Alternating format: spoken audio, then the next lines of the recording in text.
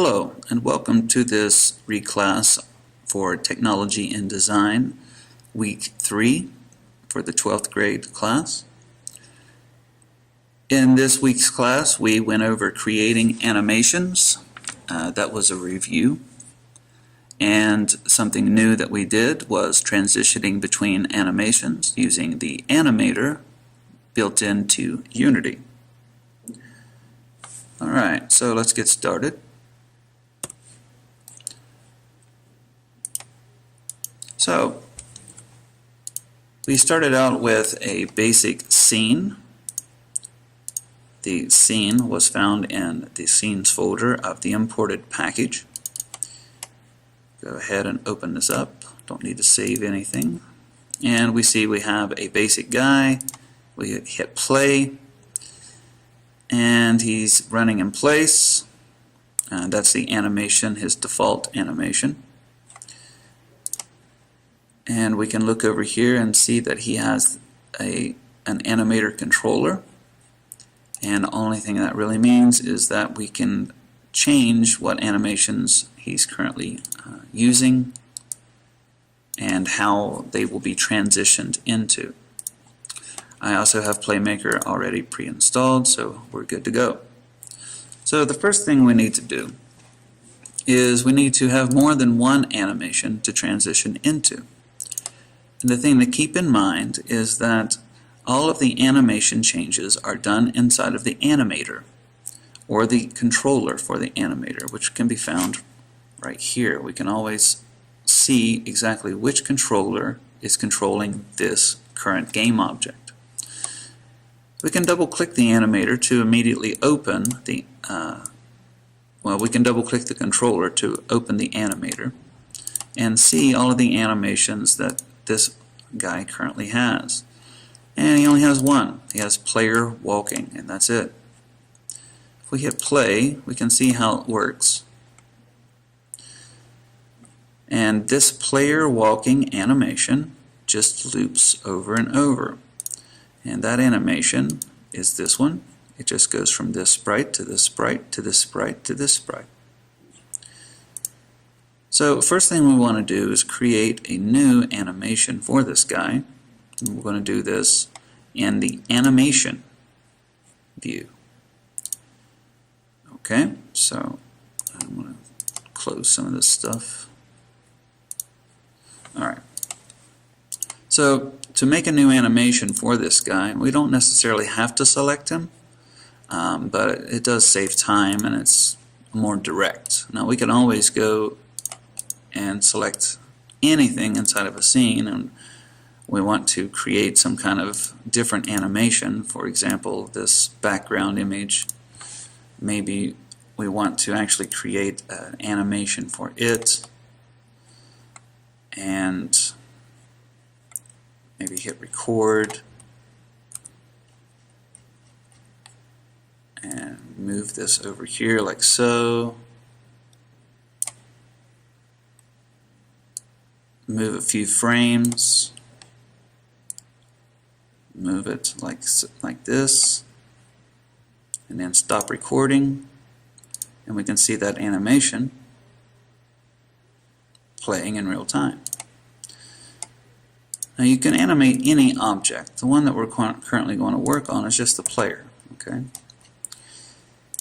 And as for that animation I just made, I'm going to get rid of that. I can just get rid of the animator. Alright, so if I have the player selected, we can see all of the animations that he currently has attributed to him. And the only one he has is one, player walking. So let's create a new one. And we'll call this player idle. So if we hit play, we can see that nothing really happens with this guy. If he has the player idle animation, we can switch to player walking, hit play, and get a preview of what that animation will look like.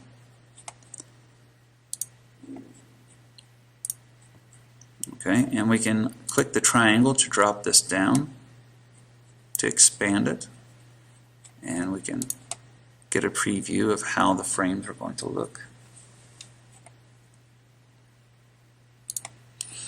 So in our player idle, to create an animation, we're going to just essentially say which sprite is going to be shown and for how long before it transitions to the next one. So I'm going to go ahead and dock my animation here so I can drag things from my project window to the animation window.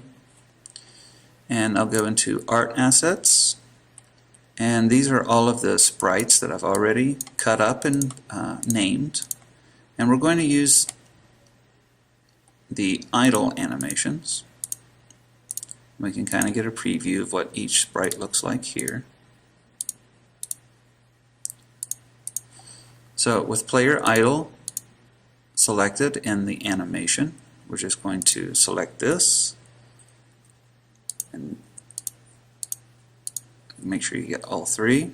You can hold down Shift and select the last one, or you can hold down Command or Control depending on your operating system and select them one at a time.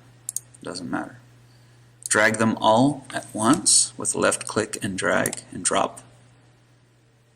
And then we can go ahead and dock animation back down here to get a preview of what this animation is going to look like. Alright, so very, very fast. We're going to change the samples to actually make that slower. I'm going to input 8, and let's hit play. Still fast, not terribly fast though. Maybe take it down to 7, see what we got.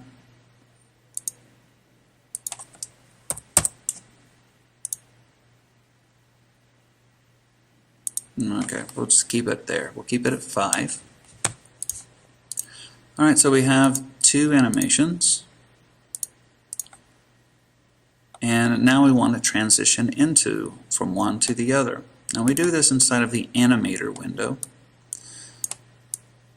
Now it doesn't make sense to have the character or the player or whatever already walking as soon as we actually start the level, start the scene.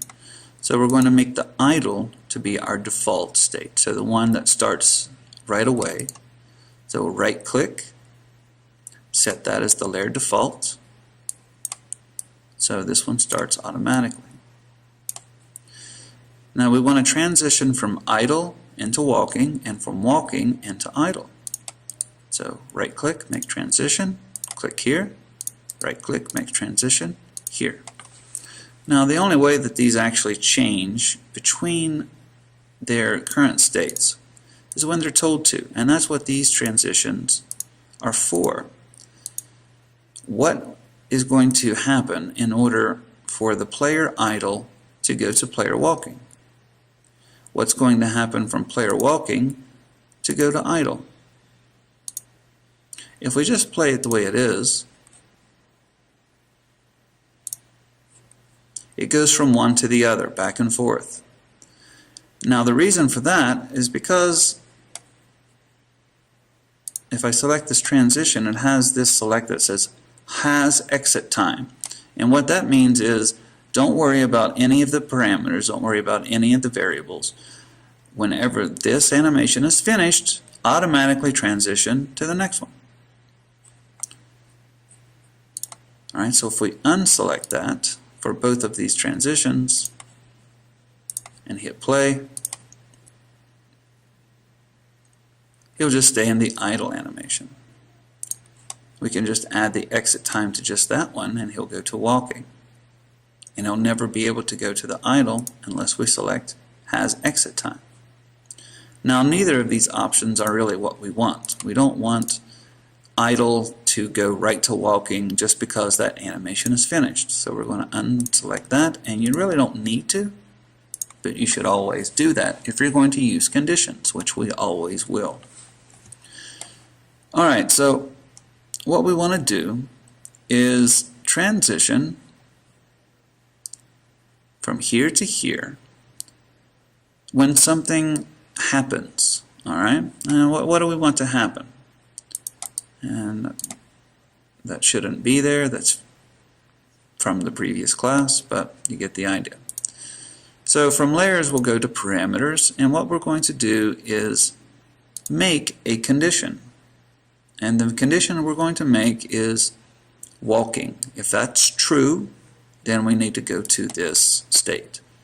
If it's not true, and we're already in this state here, we're going to transition to this one. In player idle, if walking is false, then it'll just keep running. It'll loop until walking is true. Okay? So we're going to make a bool, which is just a boolean, and that only has two values, true or false, and we'll call it walking. So if we are in the idle state, we want to go to player walking if walking is true. If we're already in the walking state, we're going to go back to idle if walking is false. And that's it. So we go from this state to this state if walking is true. We go from this state to this state if walking is false. Alright, so that's all the work we're going to do with the animator. So now we need to programmatically change this condition to be true or false depending on the input from whoever is playing this game. So if they're pressing left or right, we're going to change this to be true to make this animation play. If they're already in this state and they stop pressing left or right, we want to change that condition to be false in order to make this animation be the one that's active. So to do that, we're going to use Playmaker. So we're going to make sure we have player selected, and we're going to make an FSM. And in this state, first we're going to get input from the player. And I don't mean the player object, I mean the person who's actually playing this game. So we're going to use the action browser, and we're going to look for access. Now previously we used getAccess, which is gets the value of the specified input access and stores it in a float variable. We're not going to use that one. We don't really have anything we're going to do with a float variable. We don't need it. So what we're going to use is access event. And it says sends events based on the direction of the input axis. For example, left, right, up, down. So we'll add that event, or sorry, that action. And what this will do, it will trigger events that we set over here, depending on if these two axes are actually triggered. So left event, we can make something happen for left. We can make something different happen for right. We can make something happen for any direction or no direction, and those will be the ones that we use, left, right, and nothing. Okay? So to be able to have these events that we select here to be triggered, we need to make some events. So we'll go to the Events tab, and we'll call one walking, and the other one idle.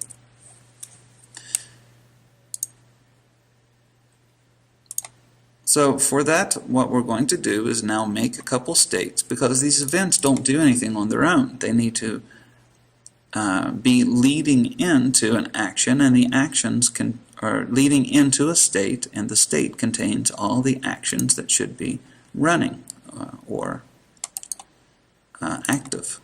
So we'll make a state here. We'll make another state. So this one will be for walking, so we'll add global transition, walking. And this will be for idle. Alright, so if we're pressing left, let's go ahead and do walking. If we're pressing right, we'll do walking again. Obviously this is going to need changed at a later date, but for the purposes of this, it's fine. Or we can just choose none for that one and only work if it's going right. So no direction. If we're not pressing anything, we want it to go back to idle. So let's go ahead and test what we have. If I'm not pressing anything, it immediately goes from here to idle. But if we're in idle, there's no actions here because we didn't add any. So I'm going to take this same axis event, and I want to copy it, paste it over here, and paste it here. Because I want to be able to get input here too. To be able to go from here to here and from here to here, I need to still be getting that input. Okay, I'll go ahead and collapse that so I have more room to work, and I'll hit play again. Alright, so right now I'm not pressing anything, so it's in idle. If I press D, it goes to walking. If I release D, it goes back to idle. So everything's working. If I press the right arrow key, again it goes to walking. If I release the arrow key, it goes back to idle. Okay? So we want to put all of our actions that should happen for idle and for walking. So let's do idle first. Idle is essentially going to set the animator's parameter of walking to be false if it's true. So if it's idle, that means that this parameter that we made in the animator should be false. And that way, this animation is the one that plays. So we'll go to our action browser and look for Animator. And we look through here. We have get bool. We don't want to get, we want to set. We want to set a value. We don't need to get it. So we're going to set the Animator Pool. And it says what parameter. Now sometimes this works, sometimes it doesn't, where you can just select this. If it's not working, doesn't really matter. You can delete it, and you can just type it in manually. But keep in mind, if your animator has a space at the end, you have to have a space at the end of this. It's a string. It has to be exact. If it has a capital W here, you need to have a capital W here. All right. So if it's in idle, we're going to set that bool to false.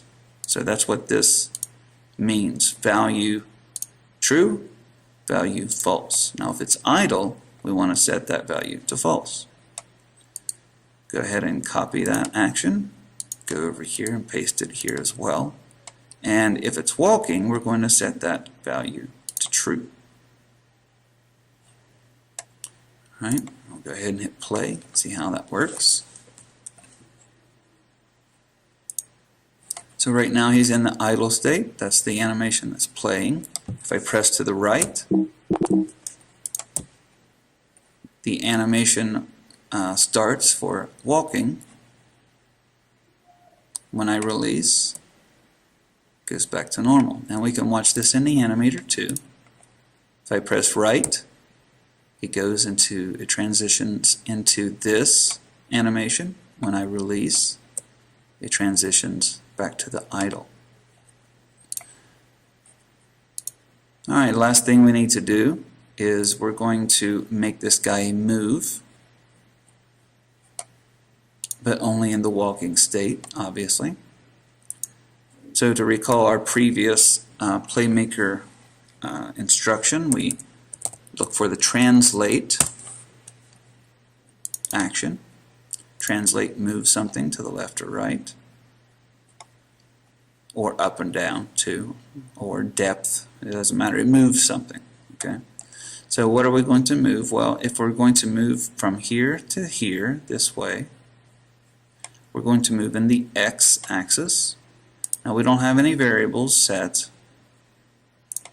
so we'll just enter it statically. So we'll just unselect use variable box so we can input this just as a number.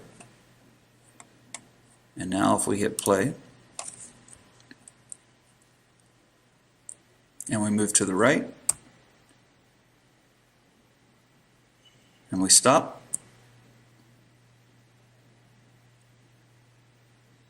and that's it. Alright, so in this reclass we have reviewed making animations very quickly. Making animations using sprites, which is not really an animation, it's just transitioning from one image to another, but for the purposes of 2D art, that is an animation. And we saw how to set the animations to transition between each other or amongst each other inside of the Animator window. And we saw how to programmatically change the values of the variables that control the transitions between the animations using Playmaker by using things like the set animator bool, set animator int, set animator float, depending on whatever parameters you have set up over inside of the animator. Okay, so hopefully if you got lost during class, this helps. If you were absent during class, this helps. Or if you just need a review, I hope that this helps as well. Alright, so that does it for this video, and I'll see you in class.